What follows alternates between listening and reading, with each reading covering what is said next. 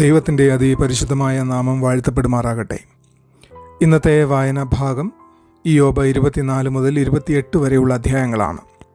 ഇയ്യോബ് 24 ലോകത്തിൽ ദുഷ്ടന്മാർ ശിക്ഷിക്കപ്പെടാതെ പോകുന്നതിനെക്കുറിച്ച് ഇയ്യോബ് ദുഃഖത്തോടെ പറയുന്നു. ദരിദ്രന്മാരെയും വിധവമാരെയും അനാഥരെയും പീഡിപ്പിക്കുന്നവരെ അദ്ദേഹം കാണുന്നു. ദുഷ്ടന്മാർ ഇരുളിൽ ജീവിച്ച് അനീതികൾ ചെയ്യുന്നു, എന്നാൽ ദൈവം മിണ്ടാതിരിക്കുന്നു എന്നതാണ് ഇയ്യോബിൻ്റെ ആശങ്ക. നീതി വൈകുന്നതായി തോന്നുന്നു. ദൈവത്തിൻ്റെ ന്യായവിധി വൈകിയാലും അത് ഉറപ്പായതാണ്. ദൈവത്തിൻ്റെ സമയം മനുഷ്യരുടെ സമയത്തോട് വ്യത്യസ്തമാണ്. വിശ്വാസം പരീക്ഷിക്കപ്പെടുന്ന സമയമാണിത്.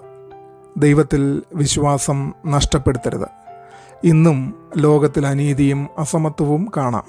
ദുഷ്ടന്മാർ വിജയിക്കുന്നതായി തോന്നാം, എന്നാൽ നീതിയിൽ ഉറച്ചു നിൽക്കുവാൻ നമുക്ക് കഴിയണം. പീഡിതർക്കായി നാം നിലകൊള്ളണം. ഇയ്യോബ് 25 ഇയ്യോബിൻ്റെ സുഹൃത്തായിരിക്കുന്ന ബിൽദാദ് ദൈവത്തിൻ്റെ മഹത്വത്തെക്കുറിച്ച് സംസാരിക്കുന്നു.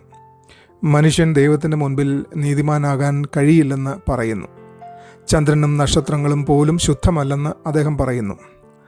മനുഷ്യൻ്റെ ഒന്നുമില്ലായ്മയെ അദ്ദേഹം ചൂണ്ടിക്കാണിക്കുന്നു. ദൈവത്തിൻ്റെ വിശുദ്ധിയും മനുഷ്യൻ്റെ ദുർബലതയും വ്യക്തമാകുന്നു. നമുക്ക് ദൈവകൃപ ആവശ്യമുണ്ട്.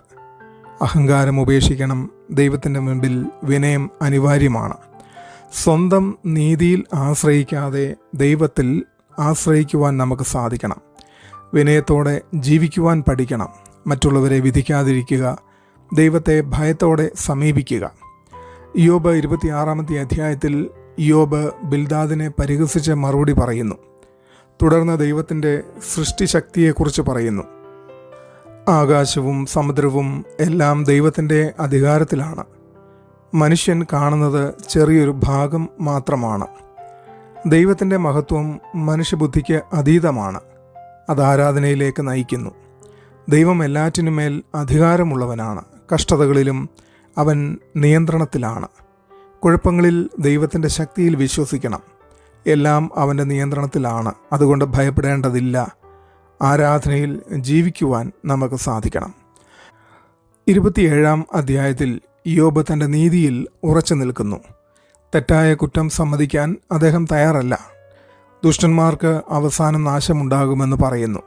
അവരുടെ സമൃദ്ധി താൽക്കാലികമാണ്. സത്യനിഷ്ഠ ദൈവത്തിന് മുൻപിൽ പ്രധാനമാണ്. ഇയ്യോബിൻ്റെ വിശ്വാസം ഉറച്ചതാണ്. സത്യം വിട്ടുകൊടുക്കരുത്. ദൈവം അന്തിമ വിധി നടത്തും. ഇന്നത്തെ ലോകത്തിൽ സത്യത്തിൽ ഉറച്ച് നിൽക്കണം. സമ്മർദ്ദങ്ങൾക്കിടയിലും തെറ്റായ വഴിയിലേക്ക് പോകരുത്. നീതിയില്ലാത്ത വിജയം ശൂന്യമാണ്.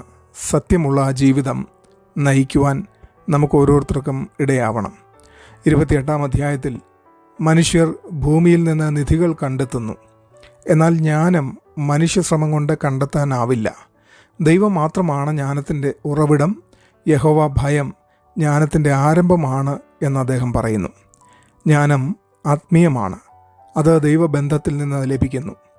ദൈവത്തെ ഭയപ്പെടുകയും അനുസരിക്കുകയും ചെയ്യുമ്പോൾ യഥാർത്ഥ ജ്ഞാനം ലഭിക്കുന്നു. ദൈവമാണ് സത്യത്തിൻ്റെ ഉറവിടം. വിവരങ്ങൾ കൂടുതലുള്ള ലോകത്തിലാണ് നാം ജീവിക്കുന്നത്. എന്നാൽ യഥാർത്ഥ ജ്ഞാനം ദൈവത്തിൽ നിന്നാണ്. ദൈവത്തിൻ്റെ വഴികളിൽ നടക്കണം. ദൈവ കേന്ദ്രീകൃതമായ ജീവിതം നയിക്കണം. ചിന്തിക്കുവാൻ 2 ചോദ്യങ്ങൾ. അനീതികൾ കാണുമ്പോൾ ഞാൻ ദൈവത്തിൽ വിശ്വാസം എങ്ങനെ നിലനിർത്തുന്നു? ഞാൻ ലോകജ്ഞാനമോ ദൈവജ്ഞാനമോ ഏതാണ് എൻ്റെ ജീവിതത്തിൽ അന്വേഷിക്കുന്നത്? ഈ വചനങ്ങളാൽ ദൈവം നമ്മളെ സഹായിക്കട്ടെ. ദൈവം നമ്മെ അനുഗ്രഹിക്കട്ടെ. ആമേൻ.